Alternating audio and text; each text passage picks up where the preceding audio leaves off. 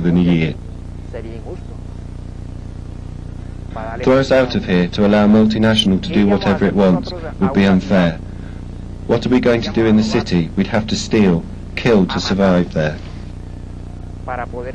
Several of the articles in the Mining Code Bill are aimed at dismantling Colombia's precarious environmental legislation, authoring the unlimited exploitation of natural resources unique to the world. It also stipulates that the multinationals don't have to pay import taxes, and most serious of all, authorizes these companies to invade the sacred territories of the indigenous community. In truth, the government has always owed us everything, the world. Not 1,000 million pesos, nor any sum of money, but the whole world. Then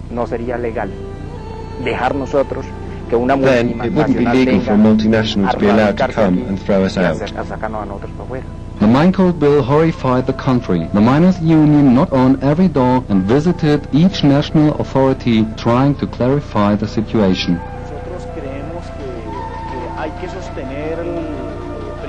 We believe that first, above all, the property must remain in the hands of the nation. Second, the negotiation of mining mega-projects cannot continue to be in the hands of government or parliament, because they are absolutely corrupt. But the government and the others want the mines in the south of Bolívar. Now they are trying to revive the code that Corona Goldfileds drafted.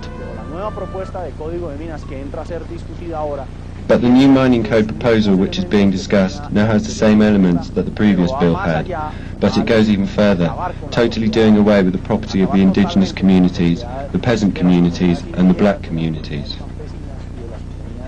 It is as if the Union of the Workers of Mineworkers Limited and Fede Agromisbol have become defenders of natural resources and the rights of the nation against the legislative farce. Magdalena Medio here! Until when? Forever. The persecution of the miners aroused the indignation of the country and some sectors of the international community. This time the miners weren't alone. Students, workers, peasants, social organizations and other unions protested.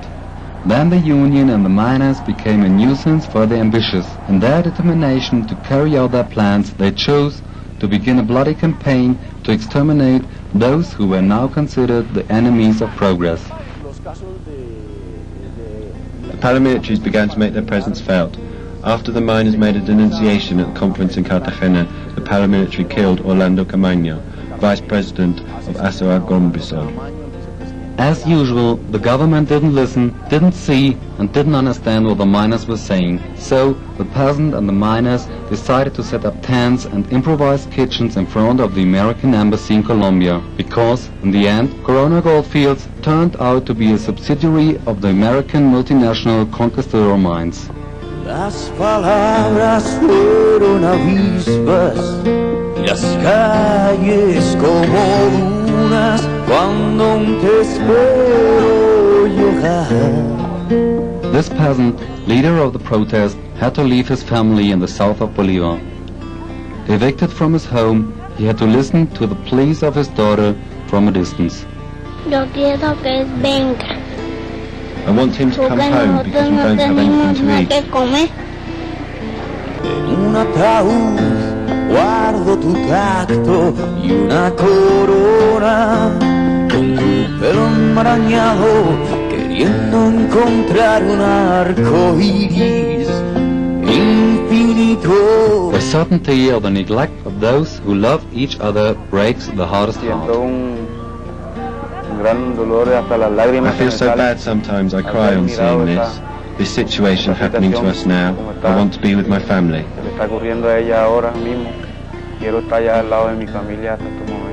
But the strategy of death has already been decided upon. The miners will pay with their blood for having had the audacity to dare to defend their land and natural resources that belong to the nation as a whole. But when the investigation is taken a bit further and shows how the multinational Corona Goldfileds SA has presented a code crafted to favour their interests and taken from a fact sent from their property, they communicate the possibility of a paramilitary presence and the paramilitary operation begins. On an ordinary afternoon that made the smiles disappear, a group of men announced the death. The miner was murdered, they beheaded him, played soccer with the man's head, then impaled it on a stake facing San Lucas Serranía, because that was where they were going. From then on came the massacres, the selective murders, the forced displacement. More than 259 people who had dared to organize themselves as peasant associations to protest against the government were exterminated. The genocide began June 11, 1998.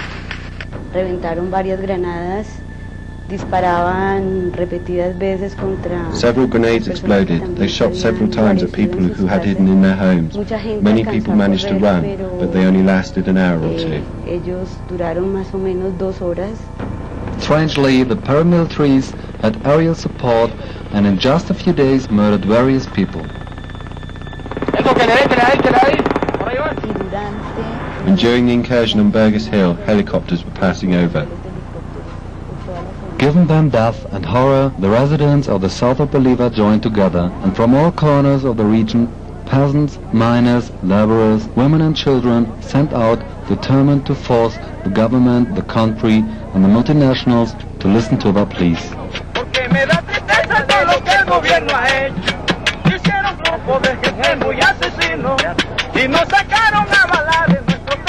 More than 10,000 people took over the streets and the parks of the principal port of the Magdalena. While we were negotiating with the government, the offensive against the zone grew even worse. The peasants have concrete demands, but they are not going to sit down to negotiate them with anyone other than President Pastrana. Exigían el combate a los grupos paramilitares, exigían la destitución de... They demanded measures against the military groups, the dismissal of various military officials and generals implicated in human rights violations, and that forced disappearance would be considered a crime. Also reform of the military criminal code, and as a last point in which they demanded they be allowed to go back to their plots of land with guarantees for their safety. A sus parcelas en condiciones de seguridad. The government thought that the displaced people would give up out of fatigue. And there were 103 days during which horrible things continued to happen. Enduring hunger and often sleeping outside. Las condiciones eran infrahumanas realmente. The conditions were really subhuman. The most dramatic situation was that of the children and the pregnant women. Finally, the government promised everything. It's a process of participation that hasn't been seen in Colombia until now. This really is worthwhile, especially above all because we work with the communities. On October the 4th, 1998, President Pastrana himself signed the most comprehensive agreement on human rights that the displaced communities have ever negotiated in the entire country. Mientras que el gobierno nos pasa mamando gallo, los paracos matan gente en nuestra región, porque no respetan a los derechos humanos, y a cada decreto le hacen una violación. Ellos siguen mandados por las multinacionales para sacar la riqueza que tiene nuestra región. They went back October the 7th, hopeful that justice would be done, convinced they had been hurt by the government, happy because finally the state was going to fight the paramilitaries. Pero nosotros lucharemos para no abandonar nuestra zona. The paramilitaries unleashed an unprecedented offensive. More than 180 homes and 2 town halls were burnt down, and at least 120 peasants and miners among those who have returned after the government made its promises were murdered. A lot of people were recorded with their ID numbers. In fact, they were asked to give them during the exodus so that some economic assistance could be provided, and as it turns out this made the situation worse. They had the people's ID number, and during the military checks, where people were ordered off vehicles or boats, the soldiers would check the ID number, and if they were on the list, the person was disappeared or murdered right in front of everyone else. The leaders who negotiated the exodus were the first victims. They were physically abused, hit, tortured. For example, a man was tied by the testicles and they hit him hard. The